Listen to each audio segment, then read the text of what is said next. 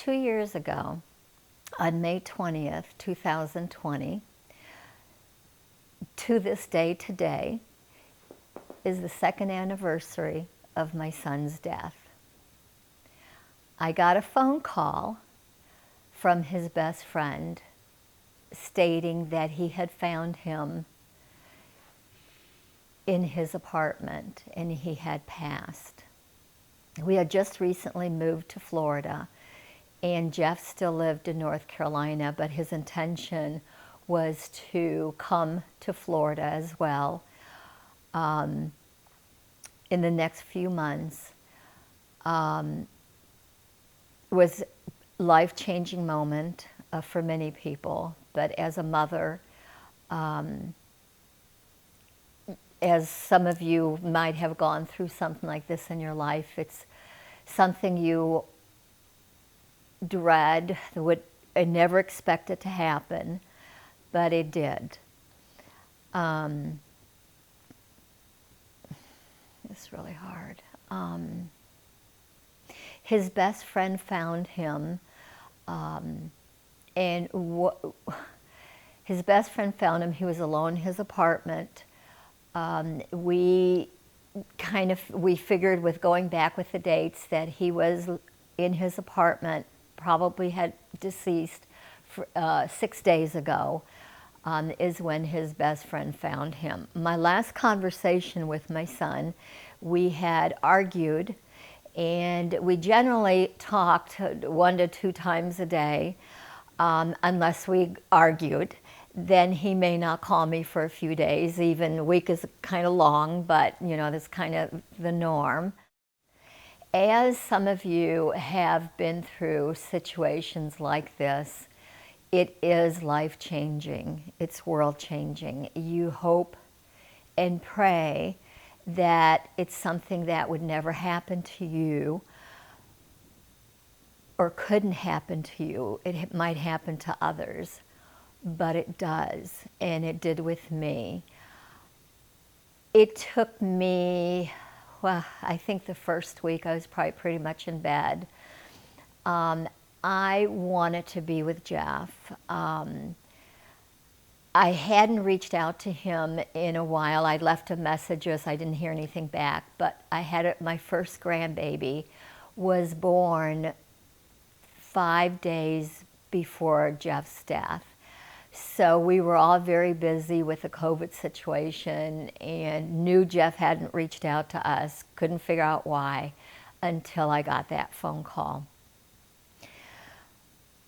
And you have a choice to make. Once you're over the shock, the grief, the intensity of the grief that a mother would experience. I was seriously contemplating. I'd always had a close relationship with God. I felt that I really wanted to be with him.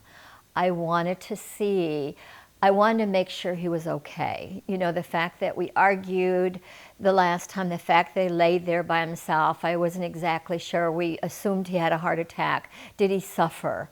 I needed to know, and I was pretty content with the idea that maybe I am a very strong-willed person. I could will myself to be with him. But as time passed, in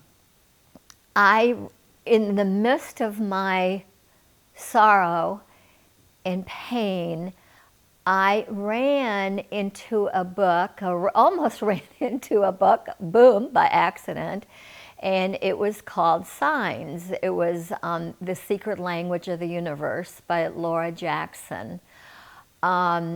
I always kind of thought, if I lost somebody that was really dear to me, that maybe I'd read books before her that, they can at some juncture maybe come to you.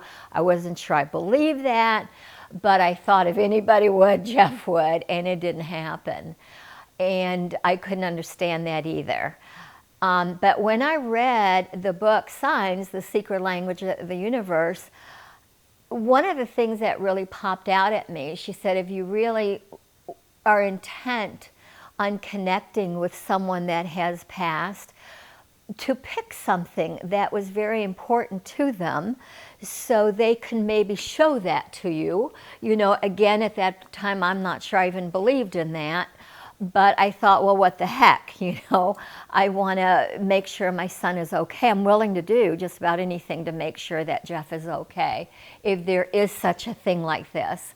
So Jeff had a shark on his arm, and he really enjoyed sharks. You know, his email address was Sharkman. People would call him Sharkman, things like that. So it kind of made sense to me to say, I said to him, hey Jeff, you know, if you can hear me, you know, if there really is another side, I need some signs. I need you to give me some signs. Well, that night we went to bed, and my husband was reading his iPad, and he said, oh my gosh, you know, and he handed it to me, and it had a picture of a great white shark that was tagged so they could, you know, monitor its movement. And I thought, well, that's really cool, but, you know, that's a coincidence, of course. And they said, no, you've missed the most important part. Look at the date on top. Well, the date on top was November 22nd, which is my birthday, November 22nd. So I thought, well, wow, you know, but I think the human mind is still such that it's too weird, so, and unreal, you know, so again, can this be a coincidence? So the next morning we opened the newspaper, and there's a new bar that opened up downtown, and it had across the bar, it had a huge white shark hanging across the bar. So my husband and I are looking at each other going, this just can't be. So we hopped in the car when we were able, and we ran down and we took a look and took pictures of it. Sure enough, you know, it was a great white shark. So as we were experiencing the situation with seeing the shark images, I finally decided to reach out to my younger son, Rob, and share with him my experiences. And when I shared with him the few experiences that I had, he got very quiet, and he shared with me that he had come across a photo, and it was of a relative. Rob was in the middle, and then his brother Jeff, and he was looking at the photo feeling guilty because his relative had passed, Jeff had passed, and he was still here.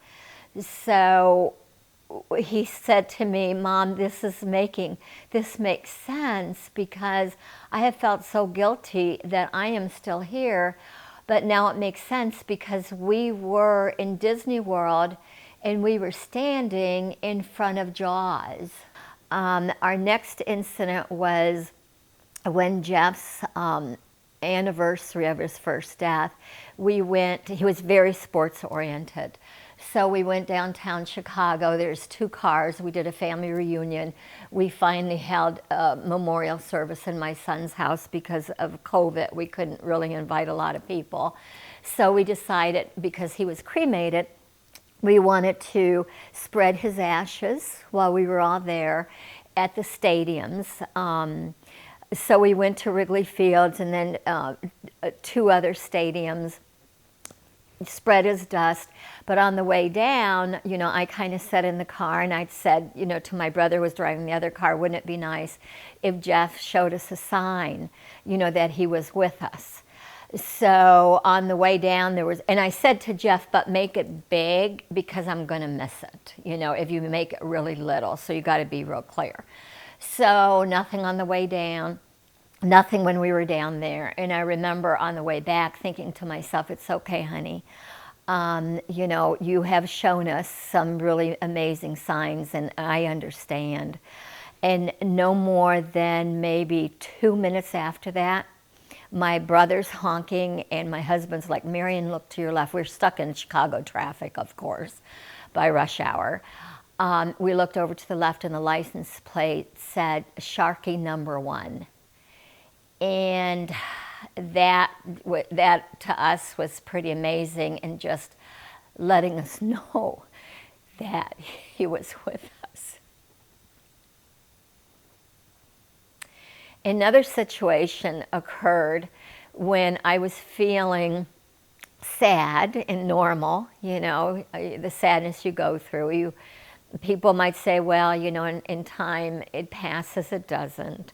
The pain of it does, yes, you learn to live with it. But I was feeling sad, and my husband and I were driving in the car, and there was a car right in front of us, and it said Great White Construction, and it had a huge picture of a shark right in back of it.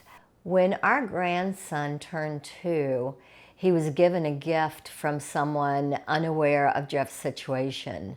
We believe it was Jeff's way of letting us know he was there for the birthday celebration. Another situation for us, going away from the shark situation, there's a band, a gal, a really nice singer where we live that I wanted to see, and we had kind of put off, and one night we decided why not go. So we're listening to her, and the table we happened to be sitting on, it had this brochure, and it said of a Reverend Dr. Robert Fahey, and gave a little bio of him, that he was like sensitive enough to talk to, like a spiritual advisor, I guess, so if you're going through a difficult time or you're not understanding, which I wasn't, of what's going on, I thought it would make sense to maybe take a little risk and reach out. Well, we finally got it together. He knew nothing about me. I did some research on him, and we finally did a Zoom and did what they call a reading. So no more than 15 seconds into the reading, no questions asked, Dr. Fahey said to me, someone passed recently that was very close to you, and they have come through. And it was a young man. He said, I didn't say anything, I was a little taken back. And he said he's making fun of my clothes, which made sense to me because Dr. Fahey was wearing like a 3-piece suit.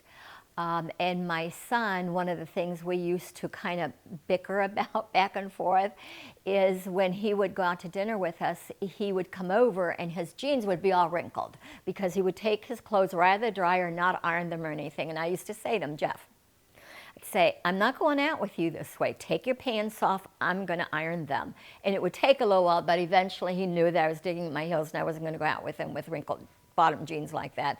So that kind of made sense to me, but I wasn't quite sure, and then he said, he's like inviting me to lunch or he's talking about food.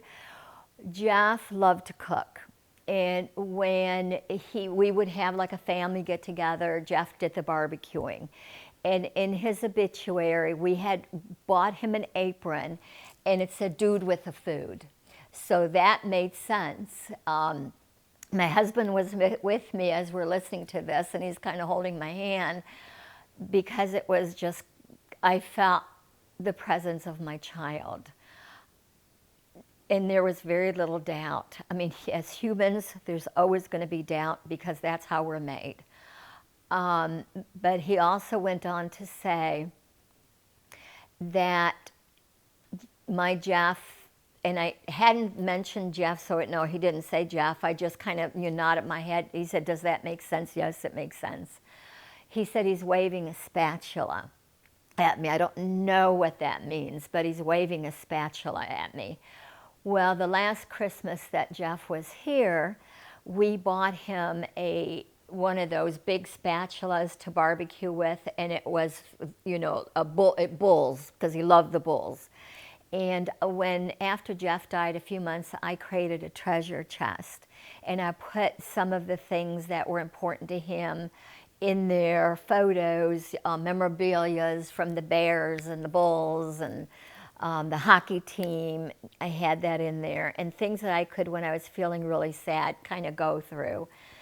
And the spatula was in there. So that was a wow factor for us. And he also said, Dr. Fahey said, that he was with my mom and dad. Well, he had no way of knowing that my mom and dad had passed.